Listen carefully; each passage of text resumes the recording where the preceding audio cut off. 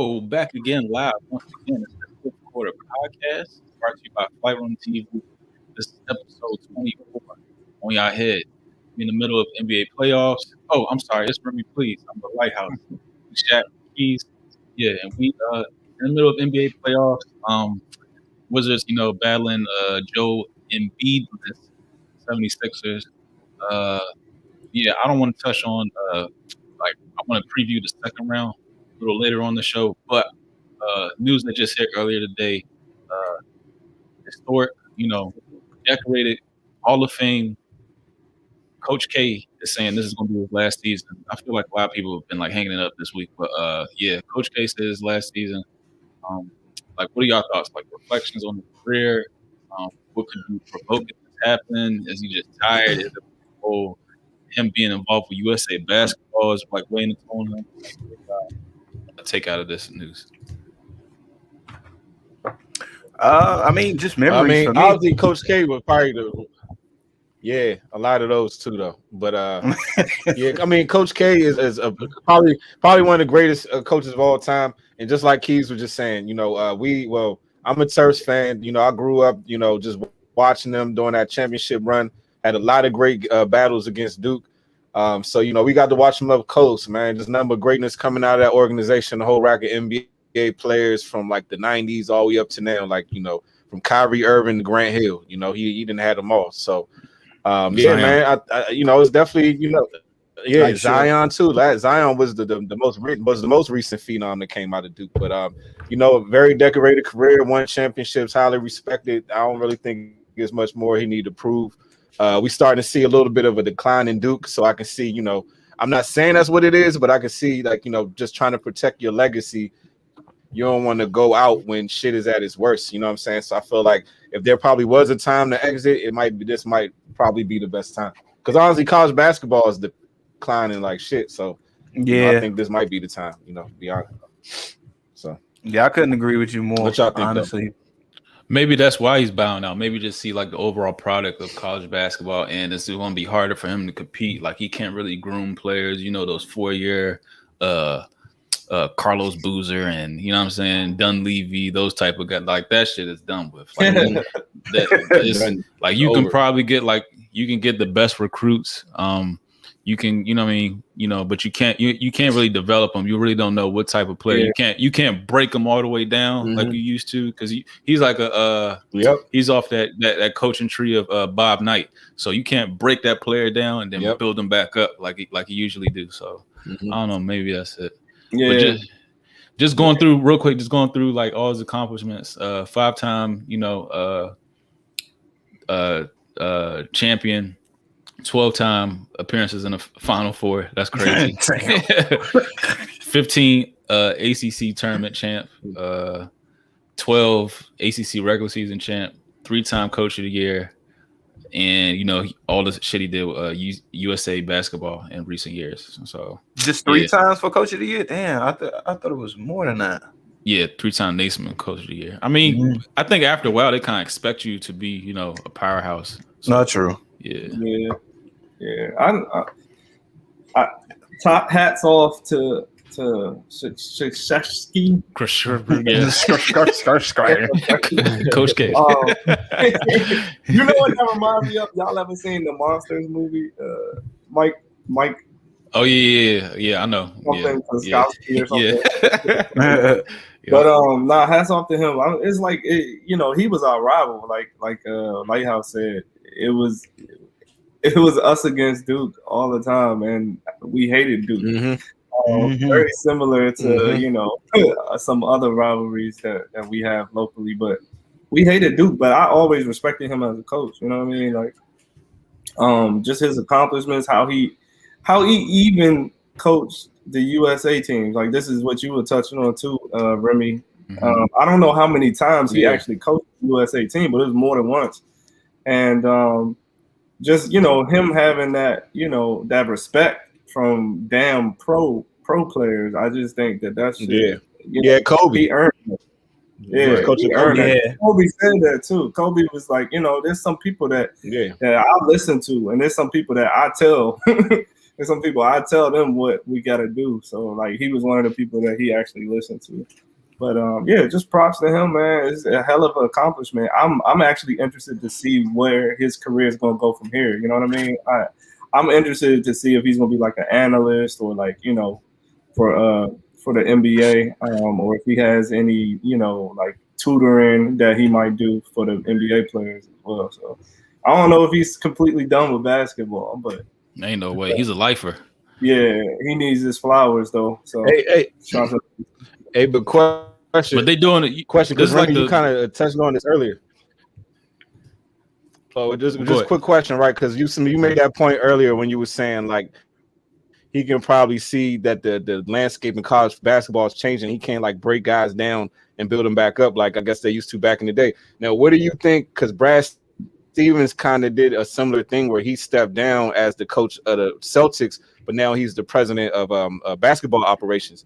So do you think maybe it's a similar reason? Because remember, Brad Stevens came from college basketball and then he went to the NBA. He's resigning as a coach to be in charge of the team. So do you think maybe it's a thing with the modern day players where even a Brad Stevens, he probably can't break, you know, grown men down and build them up like he probably could have did, you know, some dudes in college. So do you think it did the landscape of college basketball is like kind of causing this? Like, do you think there's a you know, correlation there? It could be.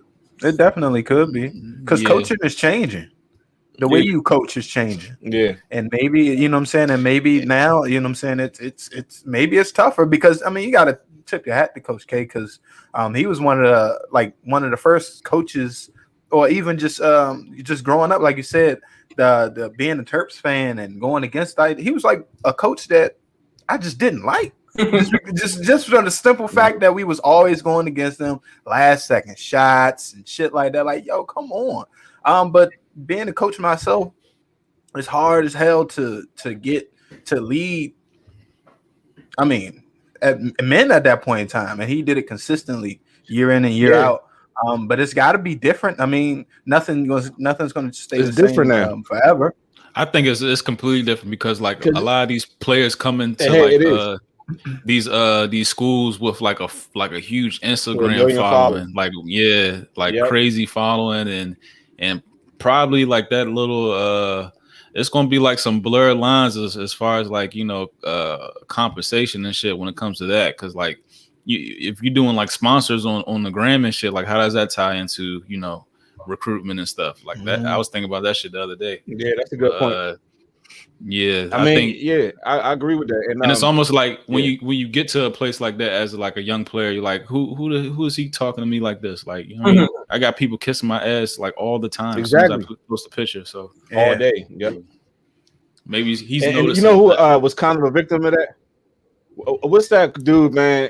You know him. That went to Miami as a quarterback. First he was at Ohio State, then went to Miami. They tried to turn him to a wide receiver. The white dude. Tate Martell. He had like a Tate Martell. He had a large social media following, and I think that was part of his problem and shit. You know what I'm saying? Because he came in like everywhere he went, they was like, this nigga's like a rock star. You know what I'm saying? And you know, it didn't pay off. But he barely played in college, right? Just because of bad decision making. Yeah, you know. And they tried to put him on the field. They tried to put him at receiver and all that. He just ain't got it. that's my squad too, so I know about Tate. Yeah. But so we didn't even look into the fact that he's 74, man. He's 74. True. Yeah, he don't look like it though. But at all. Yeah. Hey, he look like he'll box your ass out too. 74 is up there, bro. So y'all know who's taking over for him? They already named his successor. Yeah, Hubert Davis. Hubert Davis. Nah, it's John Shire. Yeah, Shire. I thought it was Hubert Davis. Oh no, Hubert Davis, North Carolina. I'm tripping. North Carolina, yeah. You know right. John Shire though, right? Yeah. Like he just was playing for him. Yeah, I remember. Well, he was like probably that last, like he was probably like the last 4-year player for real. But yeah, I don't know. So all right, we on this topic about like recruitment and all that stuff. Like, what do y'all think about like elementary, you know, 6th graders and shit like that? What do y'all think about them being recruited on like rivals.com and stuff like that? What do y'all think about that? Like how young is too young to be a recruit for college ball? I mean, I'm sorry I got this kid in there, but you was on. Nah. It's all good. I mean, but think about it too, though, because all right. To say how young is too young is you got to take a step back and say, all right, look at are there other sports that do it, right? And how are those sports looked at if they do that? So the first thing that comes to mind is the Olympics for me. They recruit them kids damn near from birth, bro. And I'm dead ass serious. And a lot of them got like a lineage, but I know what you're talking about. But what I'm saying is the fact still remains is that they're taken as in their adolescence, and they are scouted, trained that they're to do all of these things that for one specific goal, which is to make it into the Olympics and be an Olympian, right? So if an elementary school kid, whether it be in basketball, whether it be in football, if they're scouted at that point in time, they're not scouted for football to get a scholarship in college for soccer. They're scouted for football, and their overall goal is to make this kid into an NFL pro athlete. That's just what it is. I don't think that there's anything wrong with that. Now, on the other side of the spectrum, you also you don't want to get to the point where, like I was just saying, those Olympians, if you read into some of their stories, they don't have no life. They don't have no life. Like, it is that, and that is it. You know what I'm saying? So there isn't anything else. It's just ball. You know what I'm saying? Ball is definitely life at that point in time. Once you start getting into that, because it's a thin line right there. But then again, the margin of error is for the percentage of younger kids most kids that want to be pro athletes, they just simply don't, you know? I mean, at first I was thinking, I don't know, that might be too much, but then again, I mean, it probably could be beneficial because, if you got a child that's already being on a path, they already been set on a direction of what they're going to be and what they're going to do at a young age. You got people that's in their 20s that still don't know what they want to do with their life. So if you can have a young male and have him on a path, and he already know that it's like, oh man, Tennessee looking at me already, Oregon looking at me already. That might actually put him in a position to be more focused, you know what I'm saying, rather than a kid who might not even think that he can do that, you know what I'm saying, until he might be into 10th or 11th grade, and then all of a sudden, like put it like this, like that kid could have been making bad decisions, getting involved in fucked up shit before 10th grade or 11th grade, and then he finally started being recruited. But if that same kid was getting recruited and knew that he was in the eyes of college recruiters and college coaches at a young age, that might help him be a lot more focused. So maybe it could be a good thing. Maybe it really could be a good thing. I agree with you on that too, Lighthouse. I agree with that too, because I mean, how many stories have you seen growing up, just in the DMV alone, cats that had mad talent, but guess what? The facilities, the coaching, the tournaments, the out of town tournaments that you could possibly go to make that kid better, to hone in on their skills, just wasn't there. Summer camp and shit. You know what I'm saying? It just simply wasn't there. But when you go into these other neighborhoods, the rich neighborhoods where they having camps, they're having film sessions and shit like that. You know what I'm saying? Those and that's where those people thrive. You know what I'm saying? And those things aren't awarded to. Yeah, that's a very good point, because I think everybody know a kid that was in their neighborhood that they went to school with that was just a phenomenal athlete. They never did nothing with it. That's some real shit. I mean, those kids, if they would have, you know what I'm saying, actually been put on a path at a younger age, they probably would. I mean, a lot of times they just end up fucking with the wrong crowd, and then they start focusing on the wrong shit. That's usually how it goes. So, those kids was put on a path at a younger age. Yeah, but I think this could actually be a real positive thing. So, yeah. But I'm saying, like, have y'all see that little kid on Instagram, Baby Gronk? I seen him. Nah. They say I ain't seen him. Nah. He committed to Oregon, and like I'm saying, like, if you like, I don't know, he's 7 years old, so we like second, third grade or something like that. But I mean, he looked nice on the field. I mean, you in third grade, I really can't tell too much. But like, what if you never hit your growth spurt? Then what?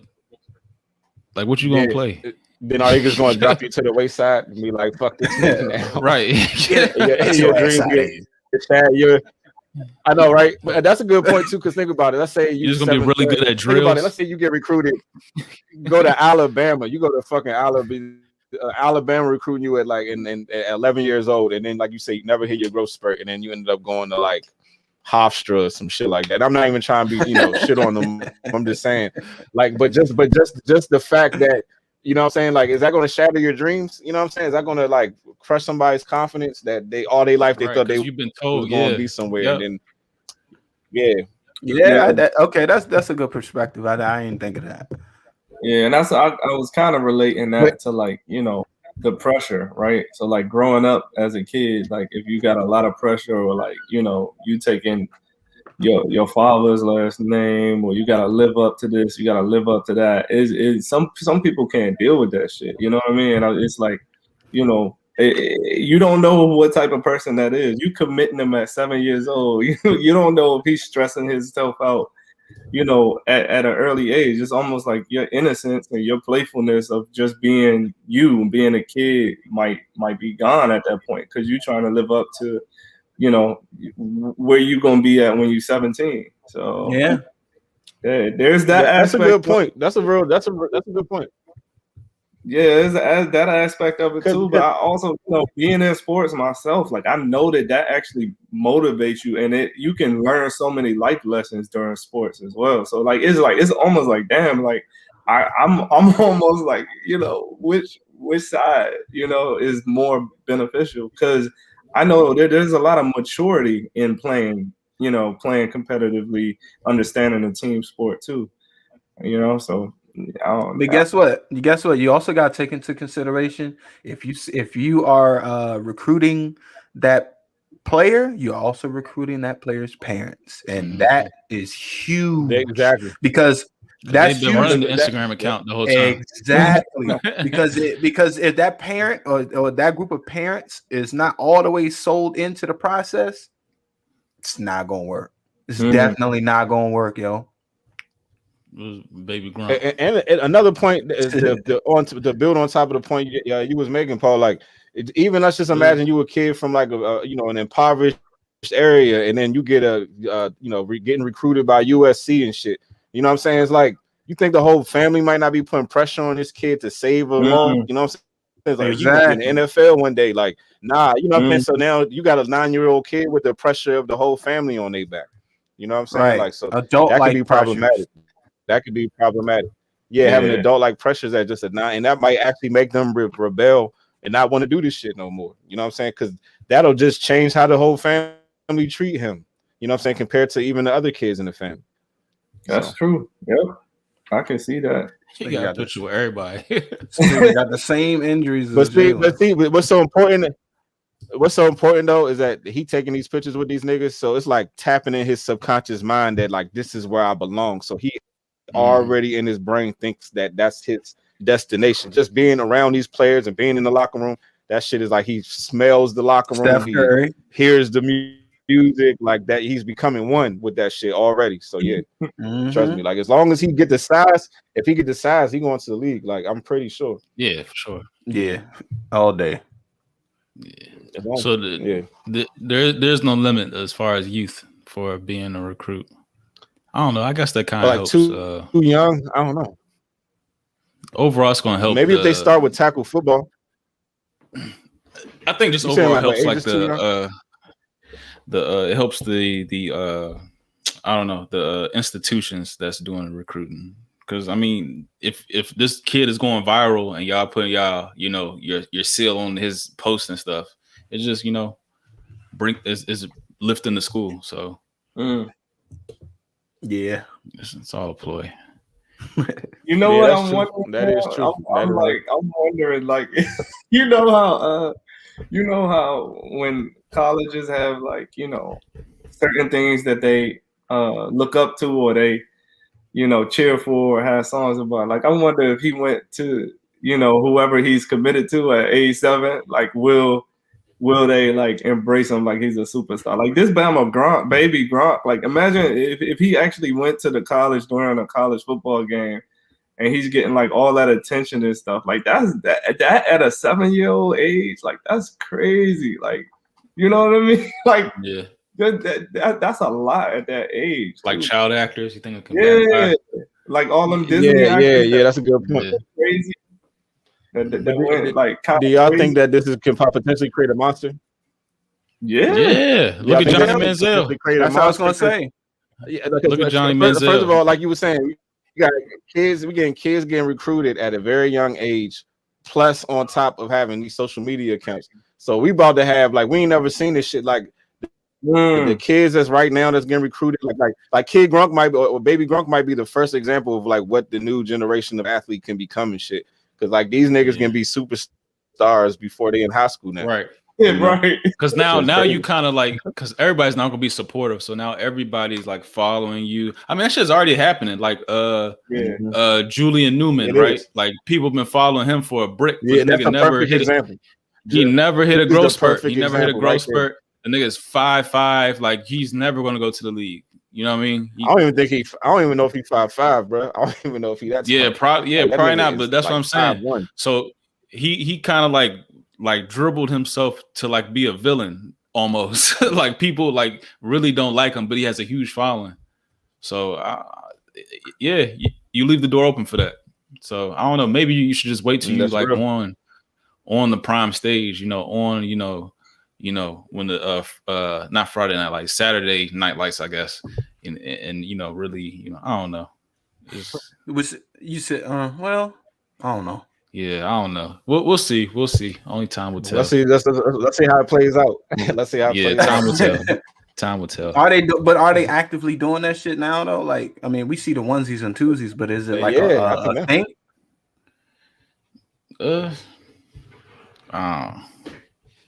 Me don't know. We'll see. I wish Jay was here. I'd have asked him. Right, he probably do know. Oh, you don't know. Like, yo, how would you like to be recruited right now? But there definitely are Instagram ballers. That's... You know what I'm saying? Celebrity Instagram ballers. Put a shirt on, Nick. Come here. What up, Jay? Ask him. What up? Who's like a famous Instagram baller? A famous Instagram baller? Baller. Basketball, football. Like your age group. Your age group. Oh, my age group? Yeah. I have no idea. You don't follow nobody? You ever heard of Baby Grunk? Baby who? Baby Grunk. Nah. No. Who's that? Who does he play? What about Julian Newman? Oh yeah, I've heard of him. You know him? Somebody like him. There's other people like him? Not really. At least not that I follow. Okay. All right. Yeah, not that I follow. Your voice getting deep. That's a good sign. Get out of here. Your voice getting deep. Yeah. We had a nigga in the field. I mean, but that's a sign though. Like maybe, because I mean, I feel like he would know. I think he would know if there was kids his that ears was to the that ground. popular, or that was that big. You know what I'm saying? So that's good. Yeah. That's a good sign. But they coming though. Those kids are coming. Yeah, for sure. Mm-hmm. All right, so speak about Julian Newman and him being like a kind of like the villain, as far as like basketball, Instagram basketball, all that stuff. What is y'all take on sports fans being let, back in the arena? And it seemed like they've been on one lately. From Kyrie, the dude that threw the bottle on Kyrie, to the Bama that ran on the court for the Wizard series. Just overall, like people have been wilding. The dude that threw popcorn on Russell Westbrook and shit. Yeah, on Russell Westbrook. Spit on Trae Young. Somebody spit on Trae Young. Spit on this nigga. Oh shit, I ain't hear about that. Yeah. Now, but he didn't see it. He had no idea. Yeah. Now, if somebody spit on me, look, you don't want another malice at the palace, okay? But at the same time, it's like, yo, all right, what are they doing what more can they do to protect these dudes? This dude, when they dump the popcorn, these niggas got an entourage around. They got security. Mm-hmm. But like if somebody throwing some shit from Section 113. Right. If 113, what the fuck can you do? You know what I'm saying? Yeah. Maybe they have a different exit strategy for these niggas or something. I don't know. But I got a plan. Let them get their ass beat, and I bet nobody gonna try them again. Like what? You never seen that in the 80s, 90s. You know why? Hell nah. They would get their ass beat. They gonna step right over them that bench. Right. They used to drive in, probably the same, tunnel and all that stuff. You used to see these players, they used to be in the bars in the city and stuff. You're not gonna try them if I feel like although it's a respect thing, but I think somebody needs to handle business and set the record straight like they did before. Somebody, even though they're gonna probably sue and all that shit. I agree with that. That's what I was about to get to. I agree. Yeah. I think you're right. I just think it's just a different day and time because niggas probably wouldn't have got famous off doing some shit. But I see people taking the L as willing to get their ass whooped just to be on, on getting clicks and be going viral and shit. I really think some people would get their ass whooped just to go viral, just to say, Bradley Bill punched me in the face. Like some niggas will enjoy that attention. It's crazy. As crazy as it sounds, some niggas it's a weird time though. But I think the best they can do is just arrest these niggas like they did with the other dudes, and they charged one dude with a felony. I think that's a heavy fucking price to pay.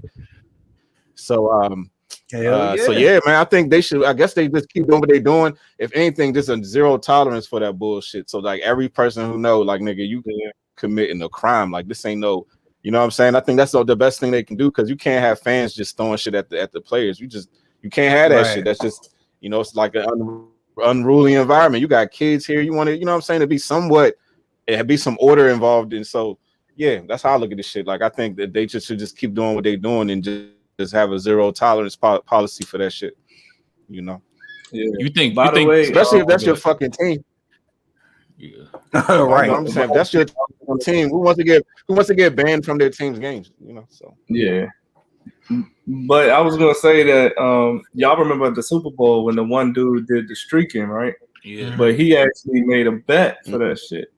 So allegedly. He got allegedly, but he actually, the person that he bet with said that they paid and everything. Anyway, it was like $50K or whatever. Mm-hmm. But if you think about it, he got fined, he got sent to jail, but he made $50K off of it. I kind of think that there's ulterior motive too. You know what I mean? What made him do that? What made him jump out there on the court? What was there any incentive for that shit? To get famous? I don't know. Mm-hmm. But I was gonna also say attention. I don't know. I mean, shit. It might be for a bet too. He might not have said that shit. But what y'all know how if you step to somebody that got security, or if you go to a club and they throw your ass out there, them security guys get a couple hits in. You know what I'm saying? They get hits in. They be waiting for that shit. Yeah, they can fuck you up because that's what they wanted to do. That's what they paid to do. I wonder, how y'all said, I wonder if they actually had guards that was able to do that shit. But there's so many legal implications. That's why I think, people start suing, somebody that's making billions of dollars. I think that's why, they kind of shy away from penalizing the fans like that. But just imagine if somebody had some security, some 6'5" dudes, 350 pounds coming in the stands, wailing on you and then bringing you out, pulling you out down on the court. And then charge you with a felony. Right. I bet they wouldn't do that shit no more. Nigga, that's not worth it, bro. That is not worth it. Getting your ass beat. Look. Nah, bro. Right. It's not worth it. And then they fuck around and automatically your credit score go to 400. Watch niggas stop doing that shit then. You know what's wild about this? I'm just realizing this shit with this Trae Young shit. They spit over 50 Cent to spit on him. I'm looking at it now. Oh wow. That's just asking for it. You spitting on somebody. I mean, you're literally trying. All right, let's wreck. That's what that says. You see that's 50 right there, right? Mm-hmm. Damn, man, this shit gonna pop up. But I think it's Cuz right here. Yeah. Niggas is spitting on niggas. I mean, I it's been a long pandemic, man. These niggas is out. Yeah, I was gonna ask that. How you even had the confidence to spit on somebody even in front of other people? Like, you know what I'm saying? Like, you know what I'm saying? Like, what the fuck? That's on camera. I think niggas been in the house for the past year, and they just willing to do anything right now. Oh, let me spit on LeBron James. You know what I'm saying? Like, just some dumb shit, just for no fucking reason. Yeah. Oh, wait, and then guess what? It ain't even summer yet. It's about to get crazy. Oh yeah, for sure. It's about to get crazy. Yeah, man. I don't know if y'all been seeing some of these news stories now, but it's summertime gonna be wild. Hey, y'all want to do a rapid fire second round predictions? I guess just rapid fire. Who y'all think going to win? Who's going to be matching up in the next round?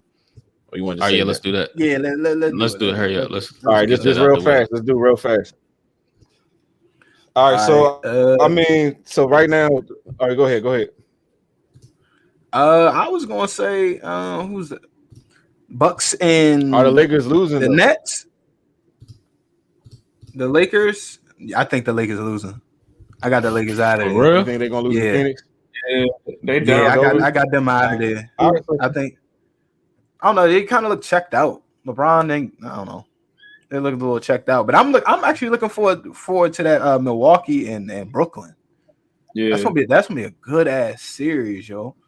I think Milwaukee better than a lot of people give them credit for too. Mm-hmm. I see that going 6 or 7, easy. Yeah, I can see 6 or 7. I can see that. Who you got winning that though? Brooklyn. I think I'll probably give it to Brooklyn just because. I don't know. Just because them niggas is fucking. There's like the greatest offensive like solo team like of all time. It's ridiculous. Oh shit. Yeah, look like the Wiz about to take an L tonight too. So yeah, they done. So they out of there. They're not. I mean, the Sixers probably. I don't know. That's probably gonna be a good matchup. Hawks and Sixers. Yeah. Without Sixers, it's still probably gonna Sixers be winning that shit though. What if Joel Embiid? But it depends on Embiid though. Yeah. If he that's true. That's the huge X factor.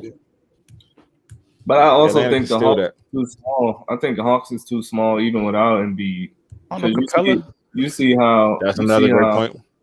That's just Capella. You see how Ben Simmons is like punking all of our guards. You know what I'm saying? He's just too strong for them niggas. He's too strong for all of them. He's too big. He be punking Russ, punking Brad. Like Hachimura ain't doing shit. Yeah, you're not. I mean, yeah. But yeah, I mean the West is kind of like up in the air right now. We got to finish. You know, maybe next week we have a closer. Was y'all able to watch that double overtime joint with the Blazers? Yeah, that was crazy. Yeah, what's Chicago went crazy the other night. That was crazy. I was like, look at this nigga. Dropping dimes. Yeah. But yeah, so us over here at the Flight Room, the Fifth Quarter Podcast brought to you Flight Room TV. Stay tuned with us and follow us to the Flight Room Podcast. Going live in 5 minutes. But yeah. Yep, come on, UCB. Come on. Yep. Get your drink on. Yeah. But yeah. All right, we're gonna see y'all. Flight Room Podcast coming up next. Peace. Peace. Out. All right, peace, y'all.